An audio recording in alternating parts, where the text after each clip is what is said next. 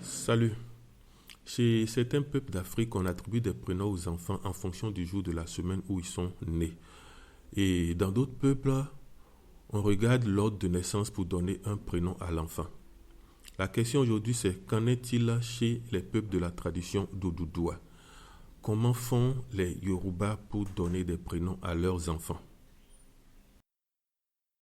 Si vous faites une recherche sur les prénoms Yoruba, ou bien si vous demandez à quelqu'un qui s'y connaît bien sur le sujet, vous allez entendre parler de 4 types, 4 catégories, 4 genres de prénoms chez les Yoruba, qui sont Oruko Amutorunwa, les prénoms prédestinés, Oruko Abiku, les prénoms pour enfants susceptibles de mourir, Oruko Abiso, qui là sont des prénoms librement déterminés par les parents, et puis Oriki, qui sont des prénoms d'éloge.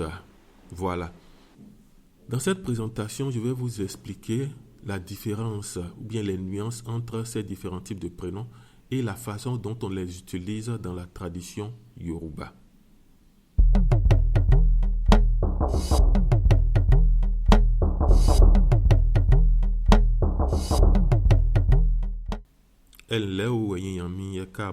Salut à vous tous, bienvenue.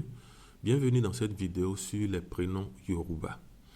Avant d'entrer dans le vif du sujet, je voudrais faire une mise au point qui est utile pour certaines personnes.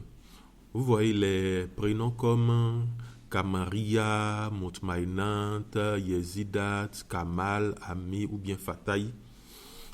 Ce ne sont pas des prénoms Yoruba, ce sont des prénoms arabes qui sont rentrés par la pratique musulmane. Ce sont des prénoms arabes, ce ne sont pas des prénoms Yoruba. Donc, il faut qu'on intègre bien dans notre explication que, c'est-à-dire, dans les explications, il faut rester dans le contexte purement traditionnel, dans le contexte purement authentique Yoruba, pour pouvoir comprendre la classification que je vais faire des prénoms.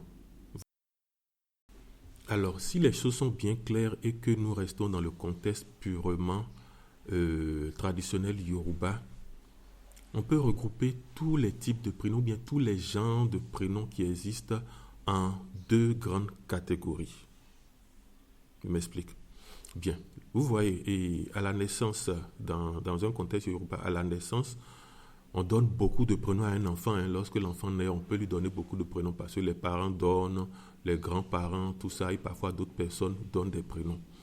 Bon, bien, même si à la fin, dans la vie de tous les jours, il n'y a que peut-être 1 ou bien 2 qui sont utilisés dans la vie de tous les jours. Donc, tous ces prénoms Yoruba qui peuvent exister peuvent être catégorisés en 2 classes, en 2 types, en 2 genres.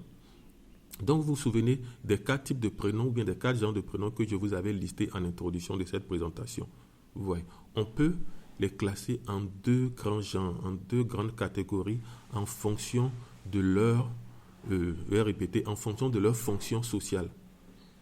Par rapport à leur fonction sociale, par rapport à ce à quoi ils servent, on peut les mettre en 2 grandes catégories. Ces catégories-là, c'est Oruko et puis Oriki. Allons-y pour mieux expliquer. Si vous êtes un parent Yoruba et que vous voulez attribuer des prénoms Yoruba à vos enfants, cela en suivant la tradition jusqu'au bout, vous devez veiller à donner à votre enfant au moins un Oruko plus un Oriki. Quelle est la nuance entre les deux? Oruko a une fonction de prénom public. Retenez bien le mot fonction de prénom public. C'est le prénom par lequel on distingue l'individu dans sa famille, dans sa communauté et partout ailleurs où on a besoin de l'identifier. Oruko, dans sa signification, donne toujours une information. Une information soit sur les circonstances de naissance de l'individu, soit sur l'appartenance sociale de sa famille ou encore sur ce que la personne représente pour ses parents. Oruko, au plan de la morphologie lexicale, est constitué en général de 4 syllabes ou plus. J'ai dit en général car bien sûr il y en a de 2 ou de 3 syllabes, mais ceux-là font partie des cas exceptionnels. Une autre caractéristique de Oruko, c'est qu'ils sont mixtes en général. C'est-à-dire qu'un même Oruko peut être porté par un garçon comme par une fille. Bon, là aussi, je parle de la grande majorité, puisqu'il y a quelques exceptions aussi. Maintenant, parlons de Oriki. Oriki, que les gens encore appellent Oki. Oriki ou bien Oki. Oriki a une fonction de prénom privé. En principe, il est destiné seulement au cercle intime. Oriki, de par sa signification, fait l'éloge de son porteur dans un style très lyrique ou poétique. On l'utilise pour consoler, pour flatter, pour apaiser, pour toucher la fibre sensible de l'individu. Au plan morphologique, tous les oriki sans exception sont constitués de 3 syllabes et ils commencent par la lettre A dans leur grande majorité. Les seules exceptions qui ne commencent pas par A commencent par I. En plus de cela, les oriki sont strictement genrés. Je ne sais pas si le mot existe, mais c'est pour dire que il y a des oriki exclusivement masculins d'un côté et de l'autre côté des oriki strictement féminins. On ne peut pas donner un oriki masculin à une fille ni donner un oriki féminin à un garçon. Voilà donc les caractéristiques qui permettent de distinguer ces 2 grandes catégories de prénoms. Maintenant, avant de continuer, il faut préciser que les oriki s'inscrivent dans la tradition plus large du panégyrique chez les Yoruba. De façon générique, le oriki est un chant ou un poème qui clame les éloges d'une personne, d'une communauté, d'un orisha ou bien d'un animal légendaire. Donc, oriki, c'est d'abord un art, mais il n'empêche que le mot serve à désigner aussi un type de prénom. Maintenant, allons plus loin dans l'exploration de ces 2 grandes catégories. On commence par les oruko. Un oruko peut être à Mutorunwa, il peut être à Biku ou encore il peut être à Bisso. Oruko Amutorunwa, c'est le prénom prédestiné. En effet, chez les Yoruba, il existe un certain nombre de circonstances spéciales de naissance qui imposent un prénom à l'enfant. Dans ces circonstances, on estime que le bébé en naissant, dans ces circonstances-là, je me répète, le bébé a apporté son prénom avec lui en venant de l'au-delà à la vie terrestre. D'où l'expression Amutorunwa qui signifie littéralement rapporter de l'au-delà. Un exemple très typique d'Oruko Amutorunwa est la paire de prénoms Taye et Kainde qu'on donne aux jumeaux. Chez les Yoruba, quand des jumeaux naissent, même avant que leurs parents leur donnent d'autres prénoms, on sait qu'on va les appeler Taye et Kainde. Un autre exemple, quand une personne s'appelle Abiodun ou bien Abodunri, vous savez automatiquement que cette personne est née en période de fête. Donc, Abiodun ou bien Abodunri, ce sont des Oruko Amutorunwa. D'autres exemples, un autre exemple encore, c'est Babatunde ou bien Iyabo. Babatunde, par exemple, c'est quand un enfant est né après le décès de son grand-père. C'est-à-dire que lorsque le grand-père meurt, le premier garçon qui va naître après, que ce soit dans les semaines ou bien les mois ou bien même les années qui suivent, on l'appelle Babatunde, ce qui veut dire le papa est revenu, parce que la croyance dit que c'est la réincarnation du grand-papa. Maintenant, quand une fille naît après le décès de la grand-mère, on l'appelle Iyabo. Il y a aussi d'autres prénoms comme Yetunde ou bien Yewande, tout ça là, qui sont des prénoms des Oruko Amutorunwa. Donc, c'est-à-dire, ça c'est une circonstance spéciale parce que l'enfant est né suite au décès du grand-parent. Voilà donc quelques exemples de Oruko Amutorunwa. Je ne donne qu'ici que quelques exemples de Oruko Amutorunwa parce qu'il est prévu une vidéo spéciale qui sera consacrée plus tard à ce sujet particulier des Oruko Amutorunwa. Maintenant, l'autre type d'Oruko, c'est Oruko Abiku. Ici, il s'agit de prénoms relatifs à la mortalité infantile. Dans la conception traditionnelle Yoruba, un enfant dit Abiku est un enfant qui est susceptible de mourir en bas âge. Cette conception repose sur une certaine croyance.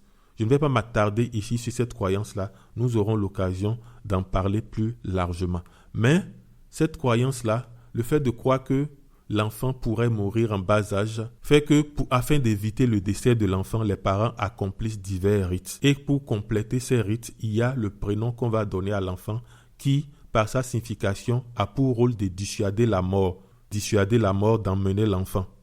Ou bien encore, le prénom dans sa signification supplie l'enfant lui-même de rester en vie, de ne pas mourir. Je vais donner quelques exemples. Si on prend le prénom Kosoko, Kosoko, ça veut dire littéralement « il n'y a pas de roue ». La roue qui est l'instrument qu'on utilise pour bêcher là. Et donc, il n'y a pas de roue, ça veut dire, c'est la signification de Kosoko. Quand on dit « il n'y a pas de roue », indirectement, c'est pour dire « il n'y a pas de roue pour creuser une tombe ». Donc, tu as intérêt à ne pas mourir. Si tu meurs, il n'y a pas de roue pour creuser une tombe, on ne pourra pas t'enterrer. Un autre exemple de Oruko Abiku, c'est Kumankpayi. Kumakpai, qu'on peut compléter en ki. Kumakpai, ça veut dire que la mort ne tue pas celui-ci, que la mort n'emporte pas celui-ci. Donc c'est comme une prière, c'est comme une demande pour que la mort n'emporte pas cet enfant-là. Un autre exemple encore, c'est Kushika. Kushika, qui a la même signification qu'un autre prénom à Biku, qui est Kushoro. Kushika ou bien Kushoro, ça veut dire la mort a fait du mal ou bien la mort fait du mal. Là, c'est comme un prénom pour insulter la mort. Voilà un peu donc quelques exemples de Oruko Abiku. À présent, le troisième type d'Oruko, qui est Oruko Abiso. Ici, il s'agit d'un prénom choisi de façon totalement délibérée par les parents de l'enfant. Ce n'est pas un prénom qui est imposé par des circonstances extérieures. Donc, le Oruko Abiso constitue la norme, constitue la généralité en matière de Oruko, alors que les deux autres cités précédemment, c'est-à-dire Oruko Amotorunwa et Oruko Abiku, constituent des exceptions, des cas exceptionnels. Le cas normal, le cas général, c'est Oruko Abiso. Maintenant, le Oruko Abiso, dans sa signification, peut avoir plusieurs portées. Le Oruko Abiso, par exemple, pouvait rendre hommage à un Orisha, soit le Orisha parrain de la famille ou bien peut-être le Orisha qu'on a détecté à travers Ifa qui serait le parrain de la vie de l'enfant. Donc, quelques exemples de Oruko Abiso qui rendent hommage à des Orishas, c'est par exemple Ogumola, Ogundele, ou bien Omiyale, Omichesan, ou bien Shoyinka, Shobowale, et ainsi de suite. Le Oruko Abiso peut faire référence aussi à la classe sociale de la famille, à l'appartenance sociale de la famille. Là, comme exemple, on a des prénoms comme Adenyinka, Adewale, ou bien Oyeyinka, Oyedele, et etc. Oruko Abiso peut également peut faire référence à une valeur sociale cardinale. Exemple, quand on dit Olayinka, Olawale, ou bien Ayodele, Eyitayo, ou bien Ibiyemi, Ibikunle, ces genres de prénoms-là font référence à une valeur cardinale de la société Yoruba. Bien, les Oruko Abiso existent par milliers. Il n'y a vraiment pas de limite parce que les parents continuent d'en créer toujours de nouveaux. Basiquement, c'est juste une phrase on prend une référence parmi celles que j'ai citées là, soit un Orisha, soit l'appartenance sociale, soit une valeur cardinale, et on utilise ça pour faire une phrase qui traduit l'aspiration de la famille ou bien l'aspiration des parents par rapport à la naissance de l'enfant, par rapport à l'enfant. C'est ça qu'on appelle Oruko Abiso. Donc, parmi les trois types de Oruko que j'ai cités précédemment, c'est vraiment Abiso qui constitue la règle, je l'ai déjà dit. Et vous remarquerez donc que ce sont les Abiso qui correspondent aux caractéristiques que j'ai citées plus haut pour distinguer Oruko de Oriki. Rentrons maintenant dans la seconde grande catégorie, Oriki. Oriki qu'on appelle encore Oki. Ici, je vais juste vous citer une liste d'exemples. Je commence par une liste d'exemples d'Oriki qui sont strictement réservés aux garçons. Les voici. Alabi, Alani, Anila, Anide, Adissa, Adio, Akani, Akambi, Aremon, Alamon, etc. Il y en a encore d'autres. Maintenant, voici des Oriki qui sont strictement réservés aux filles.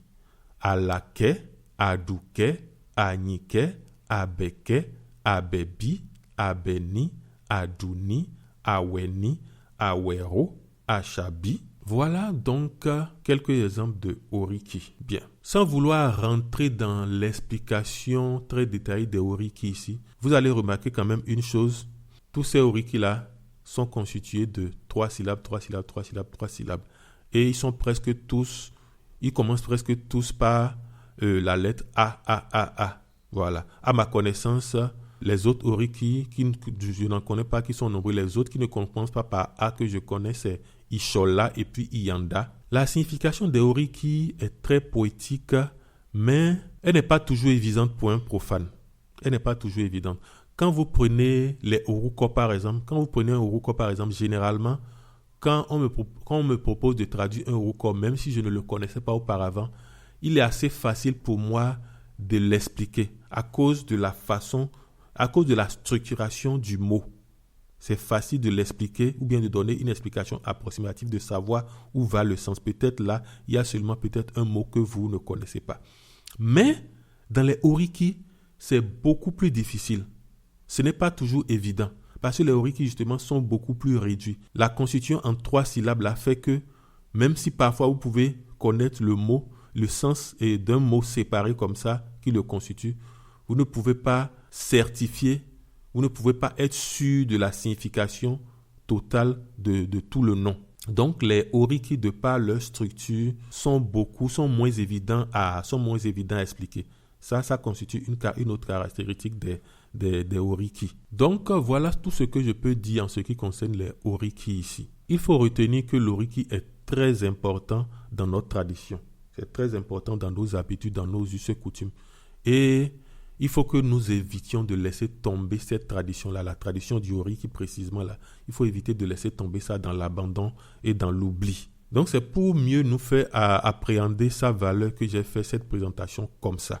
Donc c'est quelque chose de très important. Et si nous voulons respecter la tradition, si nous voulons suivre toujours la tradition, lorsque nous faisons des enfants et que nous avons la préoccupation de leur donner des prénoms Yoruba, même si nous ne pouvons pas écrire tous les prénoms sur l'acte de naissance, faisons l'effort de choisir à la naissance au moins un prénom dans la catégorie Oruko et aussi un autre dans la catégorie Oriki. Au moins, même si on ne veut pas tous les écrire sur un acte de naissance, on va au moins les apprendre à l'enfant, qu'il sache qu'il s'appelle comme ceci et comme cela. Le Oruko, c'est pour le grand public, c'est pour le dehors, on peut dire ça partout. Le Oriki, c'est vraiment sa chose personnelle par lequel on le flatte à la maison, par lequel on chante ses éloges, par lequel on touche sa fibre individuelle, sa fibre intérieure. C'est en cela que le oriki est important. Quand on prononce le oriki, même parfois quand l'enfant ou bien quand la personne ne connaît pas la signification exacte, rien que le fait de se prononcer, il y a certains mots dedans vraiment qui touchent vraiment le cœur de la personne. Même la personne qui est en train de prononcer ça aussi, quand elle prononce ça, elle prononce ça dans un souci vraiment de caresser la personne. Voilà, c'est ce qu'on appelle vulgairement nom de caresse. Donc c'est vraiment, vraiment important de connaître la distinction entre Oruko et puis Oriki. Voilà, j'espère qu'avec cette présentation, vous comprenez mieux maintenant les prénoms Yoruba. Le but n'était pas de donner l'explication, la signification de tous les prénoms Yoruba parce que les prénoms Yoruba sont très nombreux. C'était plutôt de vous expliquer la tradition, le principe. Dans des vidéos suivantes, nous allons décortiquer, nous allons expliquer en détail des prénoms en particulier. En attendant, je vous remercie d'avoir suivi jusqu'ici. Je vous donne rendez-vous dans les prochaines vidéos. À bientôt. Et avant de partir, si vous n'êtes pas encore abonné, abonnez-vous. Merci.